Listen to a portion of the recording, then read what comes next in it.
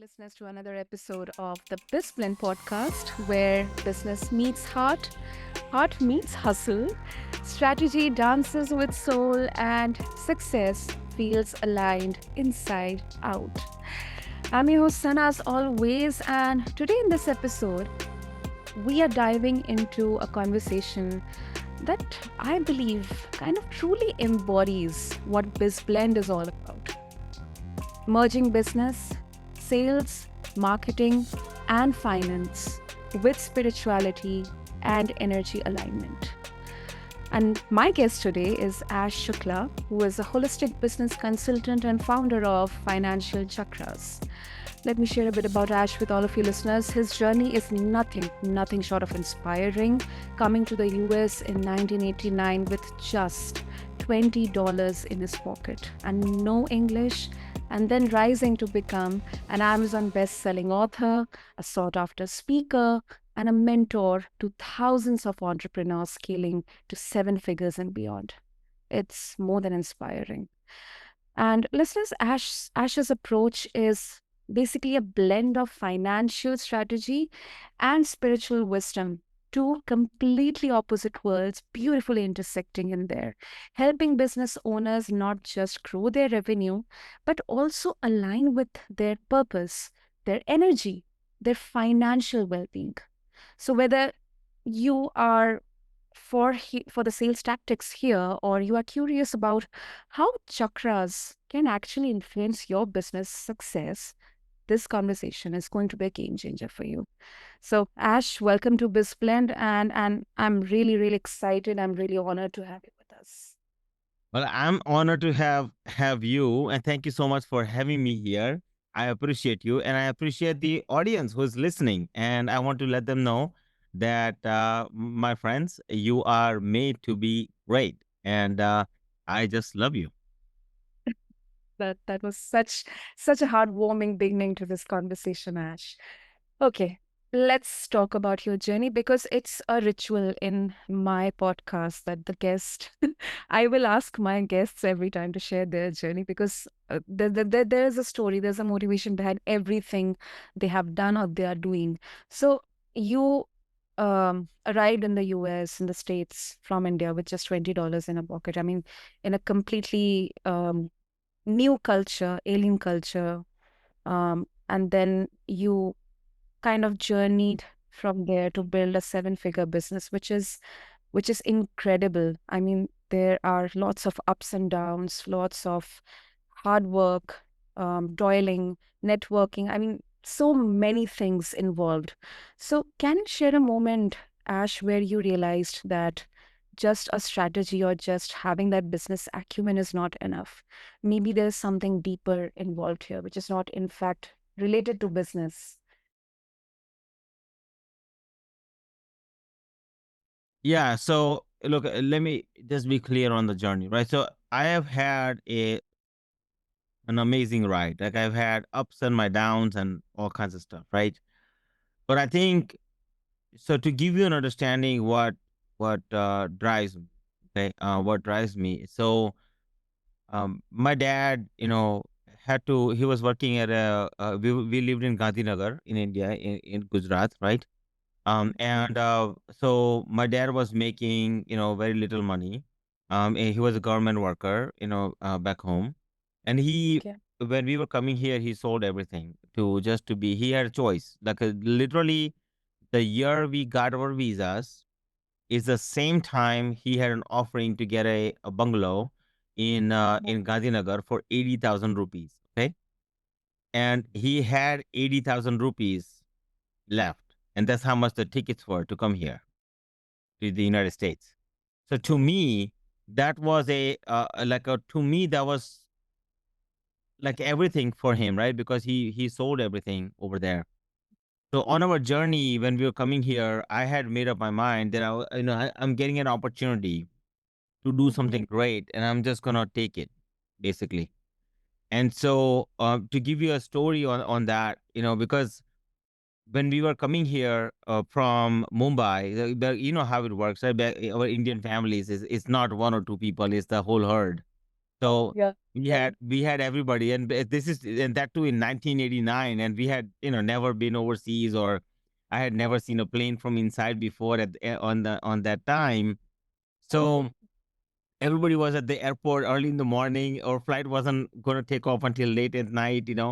And so at 9 o'clock, when we finally boarded the plane, me and my brother thought it was a beautiful plane. It was a famous airline from India. Just I don't want to botch the name. Okay. I So, got it. so we get onto the plane. It was amazing. It was like beige sidings and maroon carpets, and you know Yeah. um so it was Air India, by the way, right? And we had a great time. So we're like, okay, great, this is beautiful. The fragrance was amazing. We get in the flight, and then it literally uh it came to a point where we were like, me and my brother, we were fighting for window, and then we decided we compromised and things like that, and then finally plane was supposed to take off and it didn't. So Okay. at 10 o'clock we are still in the Mumbai hot airplane. 11 o'clock, 12 o'clock, nothing is happening. Plane is still Mhm. sitting there. Relatives us, back in the day where we had, there were windows where you could see the plane and stuff like that, right? Yeah. So they're like, looking from there, and things of that nature. So as this is happening, they announce that plane has a technical difficulty. And so finally, plane takes off at about 1:30 at night, and we arrive at the London Heathrow Airport. And I thought it was so beautiful, just like the plane. I was like, wow, like dream come true. It was so gorgeous, right? Because and then I couldn't speak English, and I was pure Gujarati. Like I studied in Gujarati medium, and I'm talking pure like typical good Jew, you can say, right? So, so back in the day, I was like, okay, I would need to go to restroom. I had to go to bathroom. Like there was just no other way, right? To put that. And then my dad was he goes to the ticket counter and he's trying to communicate, and he can't speak English either. And he's saying something and the ticket counter person is not understanding. And in between, I'm running around trying to find bathroom. And I'm like, I'm seeing this door. It was so beautiful, that the particular door. And that particular door was so beautiful. I'm like, everybody goes in very tense and comes out really relaxed. I'm like, must be a VIP room or something, you Yeah. know. And back in the so finally one Indian person helps me out, and I come out, and then I go to my dad, and I see that he's struggling.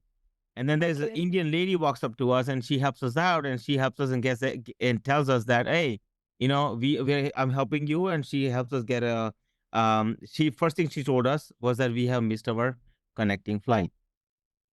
And I find out that, okay, not only we have missed our connecting flight, but then I find out that she says, I'll get you a hotel. So at first we were scared because we only had $20 each, right? So we were scared. But she's like, don't worry, I'll get you a hotel. So she gets us a hotel, and then she gets us some vouchers for food. So I said, okay, that sounds actually, at least we have a place to stay, right? So we felt a little bit relaxed. So we go into the Mhm. hotel. We had never been in a hotel before. So I'm like, okay, first order of business. I'm 16. My brother is 14. We both look at the bed and we jump on the bed. That was our first order of business in the hotel. Okay, it was nice and bouncy. We're like, we have to test it out. So we test that out, and then we're like, okay, great. Now we are hungry. So we go downstairs to eat, and we are vegetarian. It's 1989, and it's London Heathrow Airport. There's only two words for that: good luck, right? Because you cannot find anything vegetarian in Yeah. 1989 at London Heathrow Airport, right? And then luckily, and we don't know what we are reading on the menu, so the lady walks up to us and she helps us out again, and she helps us get a salad, a spaghetti, and a bread roll. So first we get a salad, okay? I'm like, Okay. okay, you know what? I'm hungry. I have never had grass in my life. It's the first time I'm having grass. And I'm like, must be good. Cows eat it, so must be good for me, right? So I Okay. go for it. And it was horrible. It was a bitter grass. It was horrible, right? In terms of a salad. And then I said, okay, fine, go for spaghetti. But Kung Fu Panda Dad, where he made Yeah. noodles in a boiled Yeah. water, right? So that's what we had received, and I'm like, okay, how do you eat that? I have never eaten spaghetti before, so I'm like, okay, I'm gonna go for this, no problem, right? So I tried that. It was horrible. Okay, and then I'm like, okay, I'm gonna go for the bread. Bread has to be good because it's a universal thing, and everybody likes it, right? We have it back home too. but this was a it was a roll, right? And I take the roll and I try to bite it, and I could not bite the roll It was because it so was a hard. soup roll. Oh, okay. It was a Okay. soup roll. So English You're soup roll. so yeah. Yeah, English soup roll is really, really hard to bite, right? So I couldn't bite that roll. And anyways, I left it there. I'm like, these people are horrible, right? So and then so I'm like, okay, first, right before the bathroom, I was looking for water, and back in the day, we didn't, I hadn't seen a water fountain, Mm. so I was looking for matka, and at the airport, I'm like, where do they drink water from? They have to have drinking water from someplace, right? So all this is experiences going on in my like adrenaline is pumping. We are really excited, but at the same time we are scared, and we Mm. don't know what we are doing. And the reason I say that is because we finally next morning we made sure we took our flight, right? We made sure we got there early, and we made sure we took our flight. And on the flight here, I had what do you call it, from an experience point of view. Okay, me and my dad, we talked about a dream of about how we're gonna land there, and we're gonna have a car finally, and we're gonna have a house, right, and things of that nature, and then eventually we're gonna build up this amazing life. And literally in 1 year after coming here, we bought a house, right? Now, the reason I say that to you is because the desire, right? When they talk about activating certain energies, within you, right? When a lot of entrepreneurs and business owners are feeling that way, right? They are Uh, either at the Mumbai International Airport, they're starting their journey, right? They're like working full-time job and starting a part-time business, right? It's that energy there, right? You're just totally stuck, and you're like, okay, I need to get off the plane. I need to take yeah. this plane off the ground. That's the first type of energy that I find often. The second type of energy that I find often, and at least that's what I found, it's at the London Heathrow Airport, where you took off, you got to a certain place, and you either Yeah. plateaued or you are going down, right? It's a secondary big thing that I find usually with that's what I find normally, right, with business owners, entrepreneurs. And then the Mm. third big thing that I find is that you know I find that people want to take off the ground. Business owners wants to take off the ground, and they Mm. but what happens often is they get the ticket. They get the ticket, and they say, okay, just like that lady helped us out get the voucher and the tickets. A lot of coaching consulting world, they give the ticket to get on the plane. And what I had decided is that, look, I've done well. I'm thankful for to God for that, right? In many ways, and energetically, I'm very happy with what I have. But you know what's the most important part of that is that I now get to not only give tickets to get on a plane to entrepreneurs and business owners and entrepreneurs to be, right, people who are just starting, right, but also I get to get on their plane with you and literally take that journey all the way to the destination, so you don't feel scared, you don't feel alone, you don't feel, oh my god, what am I going to do, right? And I think for me, that's what drives me internally, right? And not only, like, of course, we are doing okay, but am I billionaire or multi-trillionaire? No, right? Um, but have I done pretty well? Yes, right. So all I can tell you is that from my point of view, it's important to, when you are on this journey of entrepreneurship, for to what drives me internally, right? It's just me and my promise to my dad that we have this opportunity, let's take it. And my message to your listeners would be, you have the opportunity right now, take it, right? That's my message, as to start with. I mean, first of all, how brilliantly, with just simple explanation of each and every moment, the feelings you were having, the moments, the excitement you had along with your brother. How beautifully you weaved the story here, and you connected it with the entrepreneurial journey.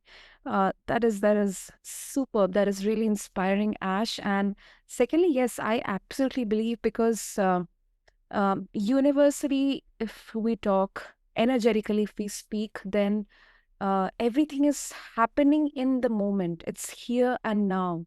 It's not like, okay, I'll wait for another 1 year or 2 years or maybe 3, 4, 7 years, then I'll take that step. Uh, Yeah. so I couldn't agree more with you on this. Couldn't agree more with you. Thank you so much for that. Thank you. Okay. So moving on, Ash, you have helped thousands of entrepreneurs break financial and energetic blocks. How do you identify, first of all, that whether a block is a strategic one or an energetic one? Because there can be so many reasons. There can be family related or cultural related, or maybe personal blocks could be, like subconsciously ingrained blocks in there. So can you walk us through with a help of an example, maybe? Absolutely. So, just to clarify, you want me to identify, like, teach how to identify the blocks and then Yeah. cure them, basically, right? Okay. So I will say one thing to you, right? So I think that number one, I will, I am NLP certified and other certifications, if you will. So Mhm. as I look at it a little closer, and as I look at my journey, okay, um, many times, first and foremost, if you're gonna sit down and think about, okay, what's blocking me, right? First of all, the question is wrong, right? Mm. The question is the beginning part of that question is, what's wrong with me? We have been taught since we are born. We have been taught, right? Bacha, like, ye mat karna, like, don't do this, right? Oh, Mhm. little son, little daughter, oh my goodness, you do this, is so bad for you. But, and then when something actually bad happens, right? And then we are like, oh my God, like, what just happened? And Mhm. what happens to us, or in life, right? We remember, when you Mhm. look at a scale of things between one spectrum to the other spectrum, we Mhm. remember, like, most people that I talk to, they remember about, what has happened that's bad for them. So if I ask you to remember your memories from childhood to now, Mhm. you remember more bad things than good things. That's yeah. So True. normally we make बात का बतंगर बना देते हैं ना, like we make it so big, Yeah. we make it huge. So Yeah. we make the problem of, like, remembering bad things, and we make it so good. Like, we make that tape recorder, like, that keeps playing over and over and over. And oh yeah, and Mhm. then of course, everything is connected to everything, right? So, oh, because Yeah. of this happened, because of this happened, right? So, and we make things that are bad so big, and we Mhm. make things that are so good in our life very small. So one of the simplest way to unblock yourself is start the process of what's happening, that what has happened that's good Mhm. for you, right? Mhm. Really, really big.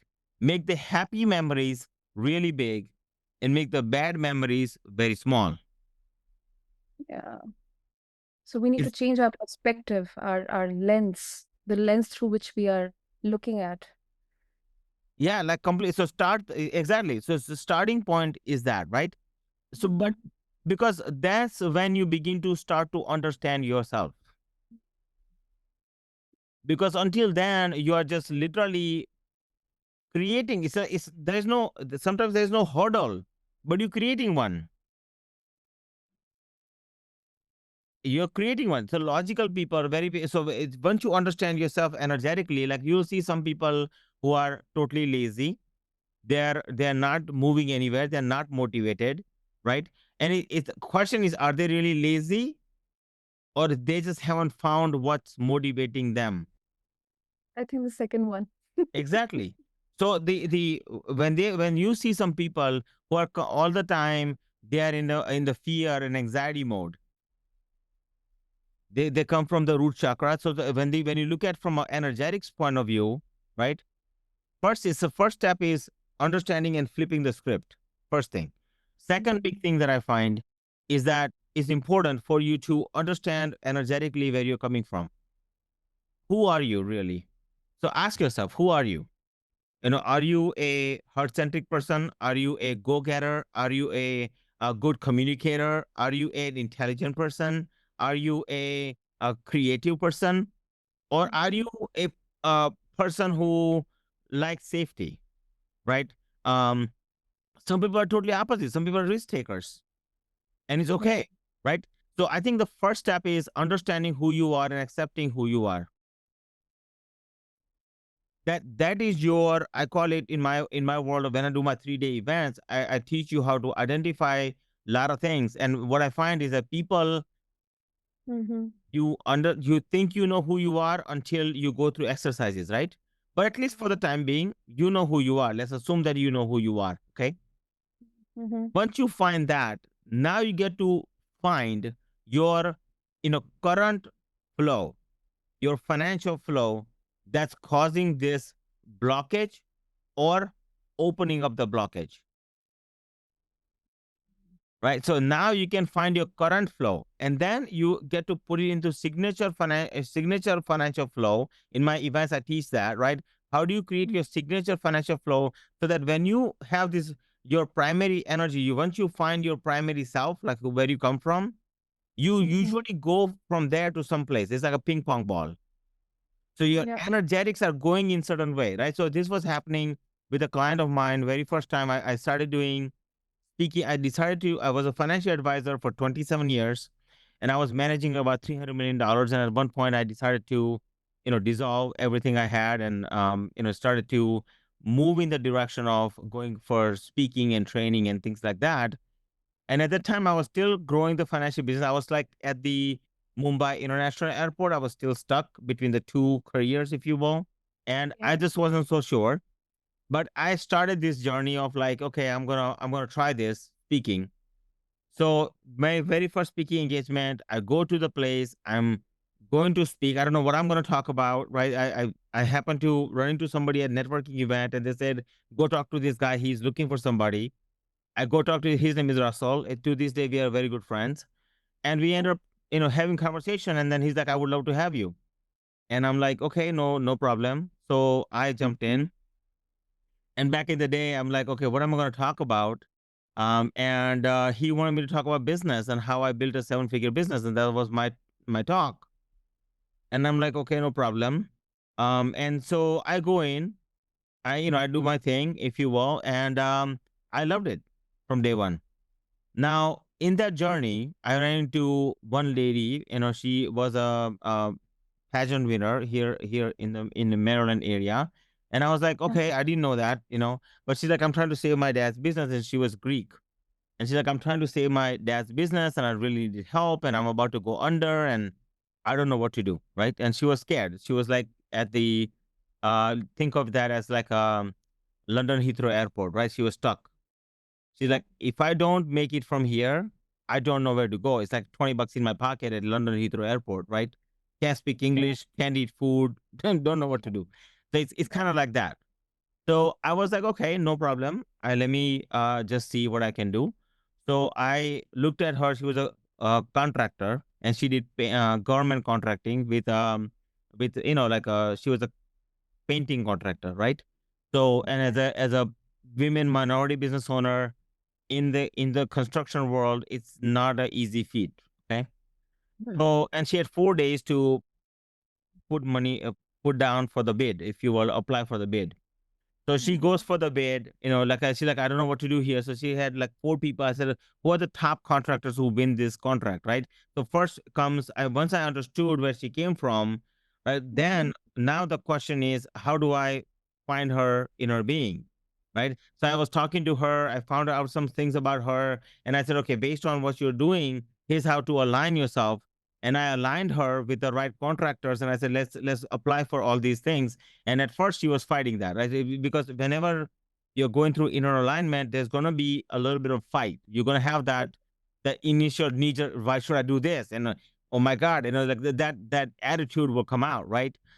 And this was her issue.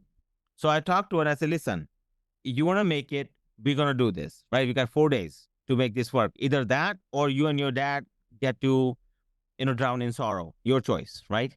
So that being said, We ended up having conversation. We put out like 4 bids. At one bid, well, one guy was not giving her the appointment. I said, go meet these people. And she's like, he's not giving me the appointment. I said, text him and say that you will show up at his house at 3 in the morning if you need to, but you want to meet him. And he literally gave her the appointment at 5 in the morning to see her. Wow. And you know who won the main contract? He did. She. And she became his subcontractor. And she got $50,000 in funding. So sometimes you have to understand what energies to put forth, right? You may or may not like certain things, and it's okay. And that's happened to us. Like, when we came here, I was working at a pizza place, and I was flipping pans in the back, in the back, right? And I didn't know what I was doing. I'm like, okay, I've never flipped pans in my life. I've never even touched a dish. But the only time I touched dish was eating. That's it, right? So I had to do that. And then eventually I went to work for a gas station in a couple of weeks. And I worked for a gas station, and I was like, Monday through Friday, I was working, going to school in the morning, and then from 3 o'clock to 12 o'clock at night, I would walk to work, and then work from 3 to 12 at night, and then I would come back home and then do my homework, all that at work, and then on Fridays I would work from 3 o'clock to Saturday morning, and that was like a routine for me, right? And even on Sundays I would do the same thing, Saturday, Sunday, same thing. But there are times when you just have to, you know, understand who you are. That's important. But at the same time, you have to understand how to prioritize your energetics too. And in her case, that was the case. And eventually we built a $10 million business together. Right. So, and I can give you stories after stories after stories like that. Right. I didn't know until later that she was actually a pageant winner in Maryland. No idea. Right. But, essentially, like, what boils down to is that, understanding energetically who you are and creating your signature. And once we found that signature for her, we literally just took off. Then my consulting became so much easier for her. My help become, my me helping her and her helping me understand where to go with that market, because I had never been in construction before. I mean, the only thing I own as far as construction is screwdriver, and I have zero interest in anything. Literally, like painting and all that is not my game. But one thing I do understand is business and money, right? And energetically, how you can flow with it. In her case, that was the case. But then I meet some holistic entrepreneurs. I met a person who owns a wellness center, and she's like, I really need to make it moving. And she was doing about $250,000 a year in business, and she's like, I need to really make it moving, and I'm just having a hard time moving it. And then once I understood her, and she came from a background of like being a therapist, okay, and so very soft, very mellow, very like that kind of thing, right? Very intelligent, extremely intelligent person. But what happens with a lot of times when people are intelligent, they go in a loop. They keep putting together what if then scenarios. And when that happens, you're getting stuck in your own energetics. So there's a flow, there's current flow that she was following. That's what kept her plateaued. And literally, like once I understood, she's not just intelligent, but she's also in many ways she's very creative. So I started taking a look at her energies, and I said, okay, what can we do to make this work? And we made this entire center in a way that she's doing about 1.5 million right now in business. Right. So when you are really aligned and understand how do you create your signature financial flow, then you truly get to, embark on journeys that you have never even thought possible. Right. In terms of business, in terms of finances, in terms of your family life, right? Having the freedom that you are looking for and really moving your life forward. Because in today's world, you can do anything, anything. I don't like if somebody has told you ever before that, sometimes people say like, people have told me all the time, yo, you do a lot of things. What are you really good at? And I almost want to say every time I'm good at everything. I totally agree. I totally agree. I think the times have changed, when some of the pre-assumed notions or the picture has to be changed Yes. because in many of my conversations, what I've understood that it's good to be versatile. It's good to be creative. It's good to be good at multiple things at the same time. Yeah. Yeah. And what I find is that this old myth about, back in the day, we couldn't do multiple things even if you wanted to. But if you really stop and think about it, did we not do multiple things? My moms did multiple things all the time, right? Daughters did multiple things all the time, and so did men. It did multiple things all the time. They want to, different ways they did multiple things, right? And it's not about whether you can do something or not. That's irrelevant. And I think we have been told this picture that you cannot do this, you cannot do that. And the thing is, it's just a story. So one thing I tell people is that ask yourself, and those of you who are online or those of you who are listening to me, I want you to take your one anyone like take your hand, palm of your hand, and touch a tree. And if I was to ask you a question, when you touch a tree, what are you really touching? When you touch a tree, what are you really touching? So, Sana, what are you really touching when you touch a tree? I'm touching the bark of it.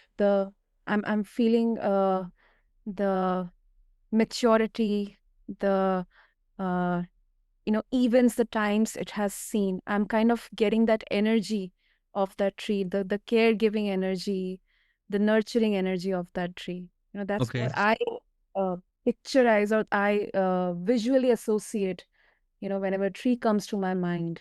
Yeah, okay. So I'm going to ask you again. If when you're touching a tree, what are you really touching? The bark, the trunk of the tree. Trunk of the tree, right? Okay, fine. So I'm gonna, without going any further, right? If I was to really get into it a little deeper, and I'm gonna ask you one more time, Sana, when you touch a tree, what are you really, really touching? Okay.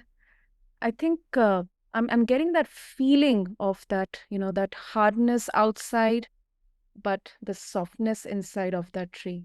I'm Okay, touching. Okay, that's what is coming to my mind, but I would love okay. to know. So what? Here's what's happening, right? So you are going away from the truth, right? So you're Okay. distorting the information that you're getting. But what you are, when you touch a tree, you're really just touching a tree. Isn't that a fact? Oh, that is the fact. Right? You're just touching the tree. Okay. Okay. So when somebody tells you that you are not good at, you know, turning on Zoom, is that really true or not true? When you ask yourself that question Mm-hmm. and you get the answer, is the right answer. Got got If it. somebody says to me, Ash, you have to go upstairs and build a room, and somebody says to me, you are really bad at it. I'm How going to do touch the tree, and I'm going to say, you are right, okay. because I don't know how to put the cardboards up. I don't know how to put any like none of it. Zero. I have no idea. Makes sense to you what I'm saying to you, right? If somebody says, hey, Ash, you have to go upstairs and cook, and you have to Mm. make the best meal on planet Earth, but you know what? You're really bad at it. Oh. And I would say, yep, you're right. But if somebody says to me, Ash, you don't know how to make money, or you don't know how to do business, right? Or you don't know how to take a taste a food and tell me if it's yummy or not. And I'll touch the tree and I'll say they're wrong. What, does that make sense? But what we do as human beings, we actually end up saying, oh, you know what? You're right. Understood. Because you haven't touched the tree yet. So I find that when you touch the tree, when you get in touch with yourself and who you are, that's where you get to stand. And then you get to understand your current financial flow, your current being, exactly how you flow, because internally we flow, right? So let's say you're a go-getter and you're a great salesman, right? Mm-hmm. And salesmen usually go for things. Real estate agents usually just go, they love the rush, right? We love to work under pressure. Huh? We love to work under pressure. Yeah, they love to work under pressure, right? And they love the rush. And so when you but they also have a flaw, right? When you are there, when they, because they're too ambitious and they That's right. flow in a certain way. So what happens is, because they're very ambitious, they just go for things. But when they go for things, they're going through certain channels inside of them. There are certain Mhm. channels that they go through, right? And those channels make or break them, right? So those channels actually, like when they just go for it without thinking about it, right? So what they haven't done is going from the third chakra into the fifth chakra and really put some thoughts into it, and then they get stuck. So and then they don't know how to get creative to get out of the situation. Meaning they don't go to their second chakra. Does that make sense? Yes. Yes. And it costs them dearly, right? Then Mhm. they get into their root chakra and then they go into anxiety, fear, uncertainty, and that's what kills their confidence. Yes. In reality, if they go back to who they are and tune it in the right way, they get to have a not just a, a life, but a fantastic business and everything that they want. That's the beautiful part of it. So, Wow. And I hope think that. mm, yeah, that does make sense. And I think uh, because in entrepreneurship or in sales or all these high stress environments, burnout and then kind of getting at the peak and then crashing down, steeply crashing down. I think it's really very commonly what we see. uh, and I what I learn is here it's more of because of the energy misalignment in there, Right. as described it, especially from the perspective of sales. Hmm. uh, that definitely makes sense, Ash. Yeah. Thank you for that. So in terms of like, if you want to get further, right, first center yourself. It's so important. Many times we overlook it, but it's so important to center yourself, in my opinion. Brilliant, brilliant. And how do you respond to skeptics, Ash? Because in business, kind of stereotypically we see people, wearing suits and in their boardrooms discussing all numbers, but not energy. How do you respond to skeptics who feel that bringing the concept of chakras or energy into finance, sales, marketing, or leadership overall, it kind of dilutes the focus on the bigger picture, the hard, metrics. So how do you respond to them? Yeah. I'm gonna ask them who is more happier,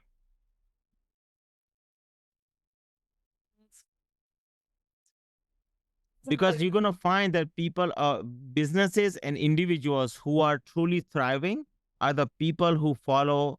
I have created a formula, financial chakras formula, right? So in that I teach how do you measure your potential in dollars and how do you measure your emotions in dollars.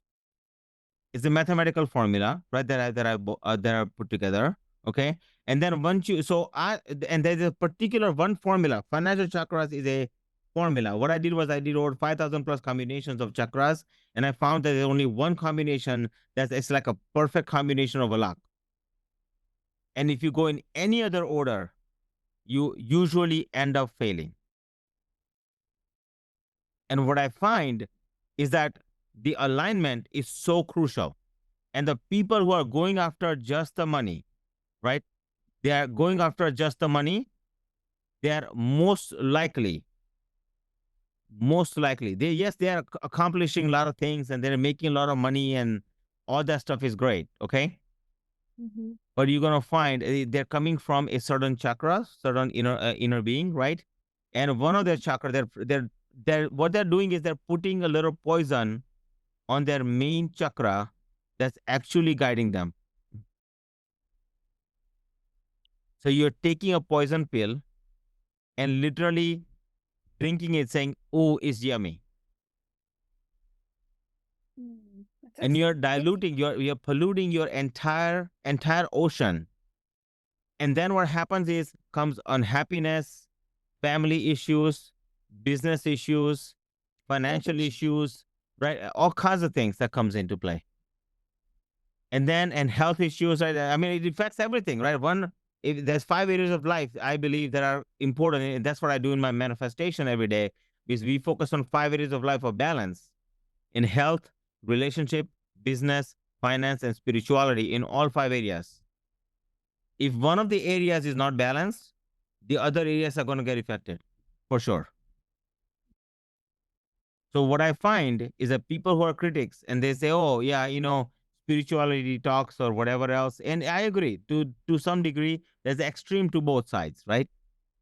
In terms of that's concerned, but that doesn't mean that you cannot find a balance either, in my opinion. I agree. As a matter of fact, it's been proven. At least that's what I know. Holistic entrepreneurs, right? Did you know this as a fact? This is a little fun fact, okay? So when I created Financial Chakras, I wanted to really grow my private financial practice I had. And I was like, okay, so initially, that's what I was doing, right? And so I'm like, okay, now what do I do here? So I found Financial Chakras and I did all these things, and I'm like, okay, who will be attracted? Did you know that most holistic entrepreneurs usually have at least in the US is a big deal, that they have bachelor's degree or higher. So they're very intelligent human beings.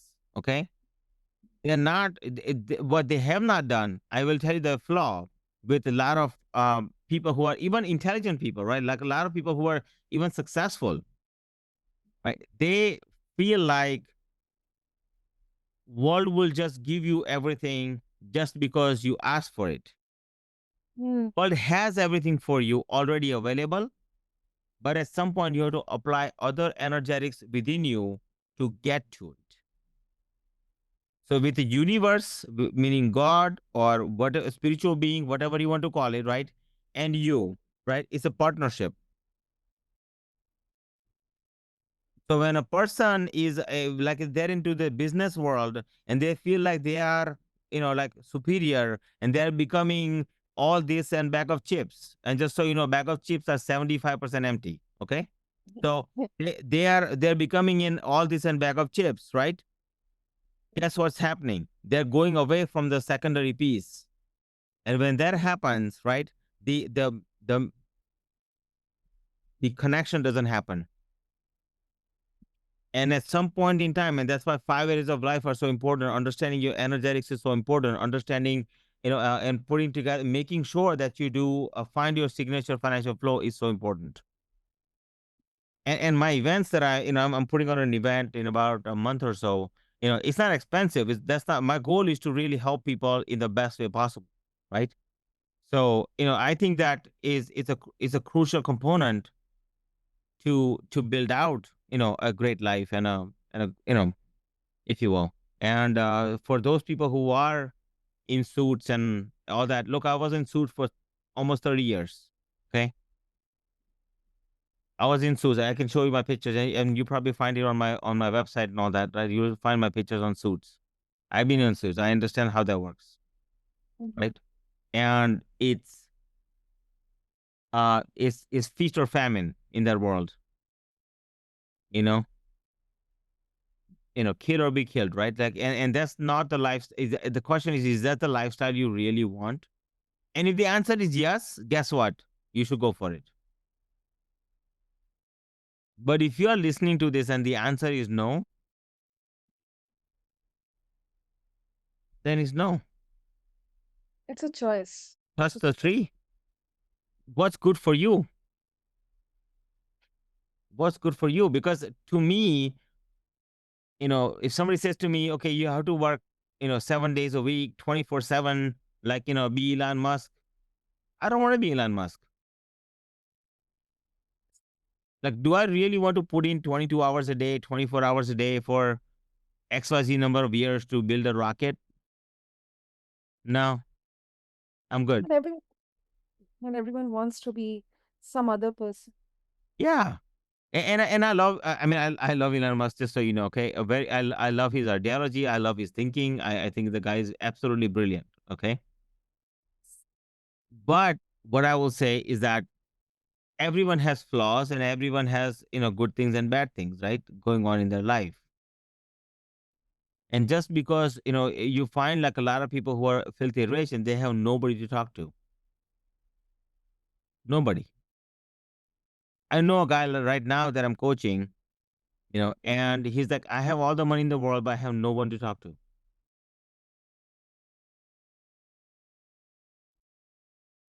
He's like, Ash, you're the only guy who I talk to. Like everybody, all my friends have abandoned me. All my, everyone has just abandoned me completely.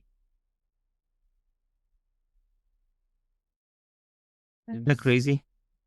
that is the hard truth. That's crazy, but it's the hard truth. And it is the way how it works. Yeah. Not So when, but sorry, go ahead. yeah, not universally, but just per se.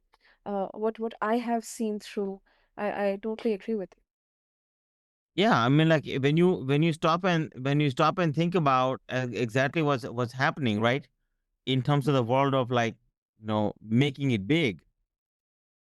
Making it big is important, but to me, a peace always comes first before prosperity.